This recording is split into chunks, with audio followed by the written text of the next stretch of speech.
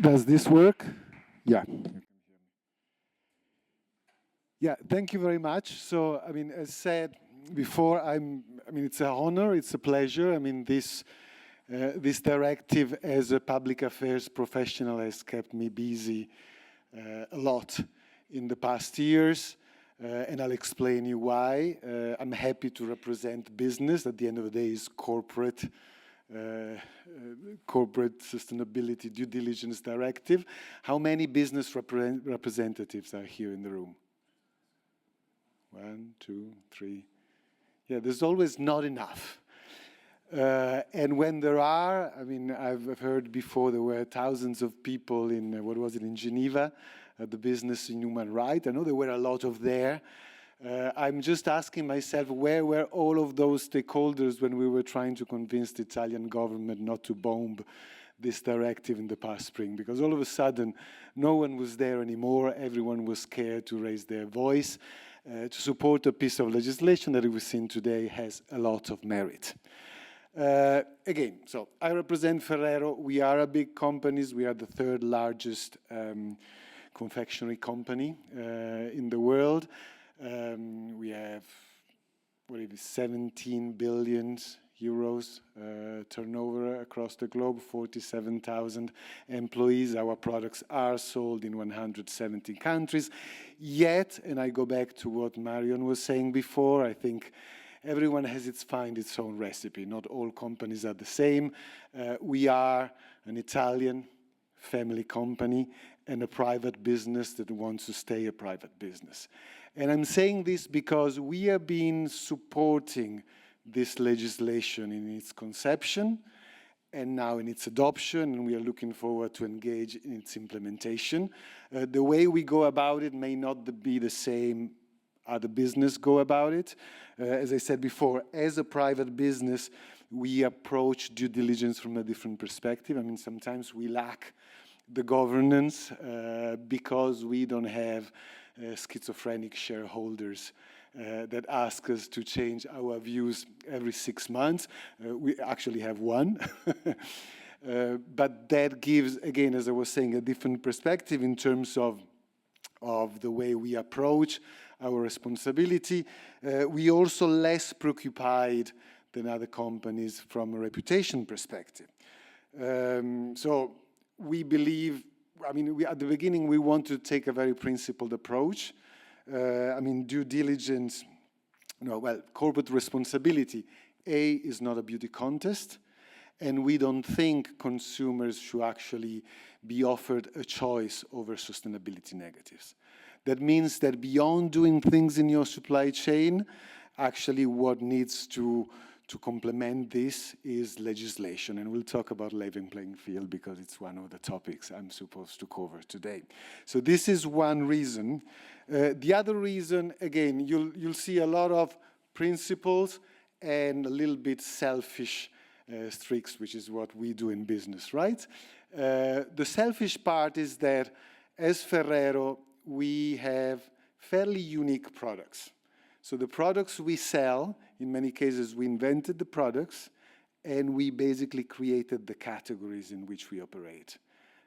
Think of the hazelnut spreads, think of, Ferrero Rocher, we're the first largely produced praline in the world, the Kinder eggs.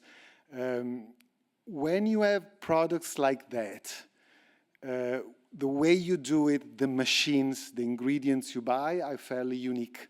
And we want to defend them. Part of defending them is also looking after your supply chain. So we rely on raw materials like cocoa, like hazelnuts, like palm oil, like dairy, like sugar.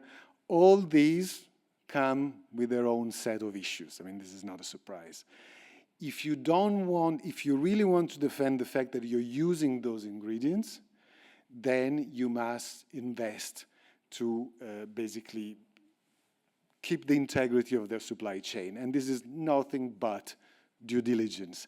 Mr. Ferrero, our founders, before even the word corporate responsibility existed, not even due diligence, was talking about sacco conosciuto. Who speaks Italian? Who knows what sacco conosciuto means? That means known bag. That basically he was saying, I want you to trace your products, to know where it comes from, to know what it is from a quality perspective, and most importantly, know who you buy it from. Now, obviously, with the change in size of the company, the sacco conosciuto becomes a challenge. But this is nothing more and nothing less than the due diligence challenge we are talking about today. This is, so to say, this is why we are supporting this. There's a selfish reason and there's a principled reason that somehow plays into what we've always done. This is not saying we don't have challenge. This is not saying this is easy to implement for us. Which brings me back to the level playing field. As I was saying before, just the idea that, I mean, level playing field is an overused word. For those like me that work in Brussels, basically every single industry position paper has the word level playing field. And it's standard jargon where, as a company, you need to address some form of regulatory discrimination. So, oh my God, I need a level playing field. Now, bring it back to due diligence, though. I'm stating the obvious, it says a whole different type of connotation. I mean, a level playing field in human rights and environmental stewardship is fundamental to push for a prosperous society. It basically says every business, regardless of their size, they need to adhere to the same set of rules of standards when it comes to human rights and environmental impact. That's basic. Again, having a piece of legislation that starts working on that level playing field, it's almost unquestionable. And again, the altruistic part. Now, the selfish part is that, and I'm going back to my experience, I mean, some sectors and some companies have stepped in very early supporting this type of legislation. I speak for the sector that I know, which is chocolate and cocoa. We also were fairly early in supporting due diligence before even the proposal was there. I think it must have been 2015, 2016. It was shown in the initial presentation. You started having standards, you started having disclosure requests. In cocoa, we had something in the US called the Harkin Angle protocols. It's a whole set of requests to, it's a mix, disclose, demonstrate you're doing something, and it started shaping up as a patchwork. I remember it must have been 2016. We were sitting at the European Parliament. We were talking about the cocoa sector, and one of us said, oh, you know what? We can actually respond to many of these things because our sector was tainted with things like child labor and some other issues. So maybe if we just provide one single framework to disclose and show what we are doing, demonstrate collective effort, that will make it easier for everybody. And the room opened up. And they all came to us and said, are you really supporting something like that? I said, look, it's more pragmatic. I mean, we are disclosing anyway, one way or the other. So it started as simple as that. And since then, most of our sector has been in favor of due diligence and the other connected legislation in this area. So again, this is selfish. This is make life easier for us than the beauty contest that I referred to before. So I think CSDDD gives us that opportunity. It's a starting point. It's not perfect. I think it has a lot of an aligned element. I mean, for our sector, where 90% of the sector is actually smaller companies, a lot of it will be out at the outset. We actually want them to be in. That's, again, the selfish part. But the reality is that there's going to be those gaps, but starting the process will allow us to address those gaps afterwards. I mean, the other one was mentioned before. It's the whole downstream impacts. And I might say it scares us a little bit when you sell chocolate. Figuring out your downstream impacts, it's an interesting intellectual exercise. But at the same time, I think it's about starting the journey and then seeing what it works because the principle will work. So this is about level playing field. It does make sense, whether you take it from a selfish business perspective or the more principled approach. Which brings me to the last point, which is national implementation. Now, I hear a lot of skepticism for ticking the boxes compliance exercises. The reality is that, like it or not, is going to be a compliance, tick the box, paperwork exercise. And I think some of you have seen it. The challenge will be making it as easy as possible without losing the substance. But it is going to be. So we have colleagues now working on the German supply chain law, because that started already.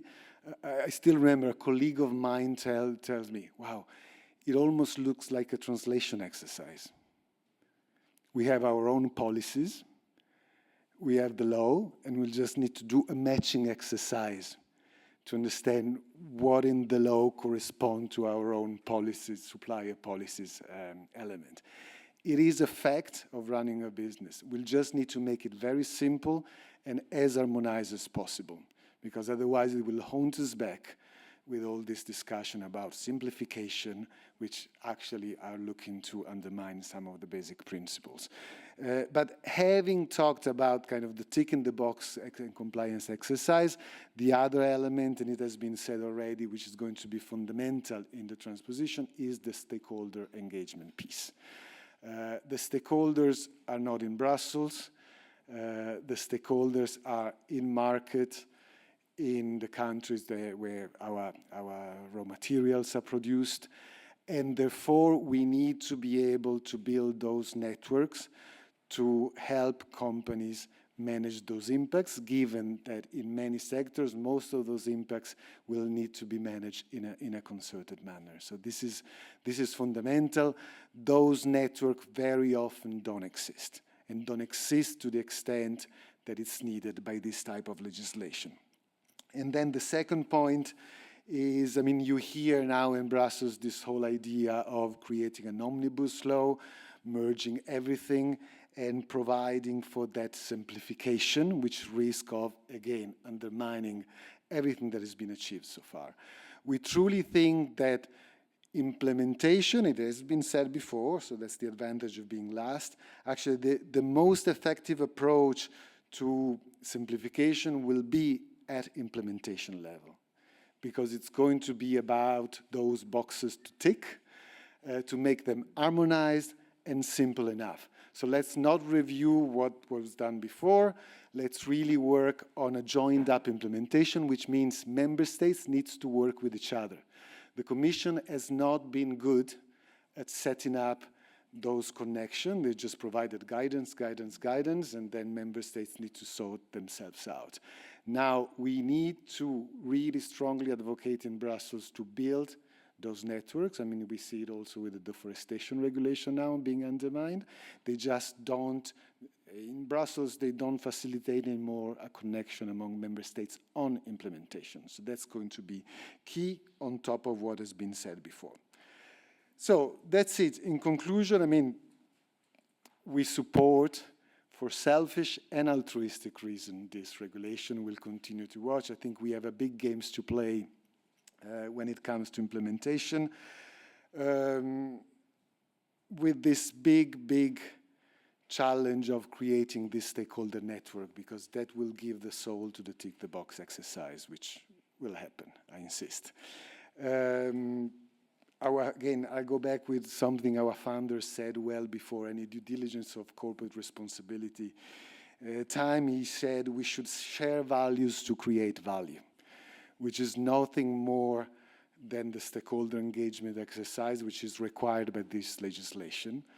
Which has been said before, it's really not about bringing companies to court, we'll get it, but just create that journey forward. Thank you very much.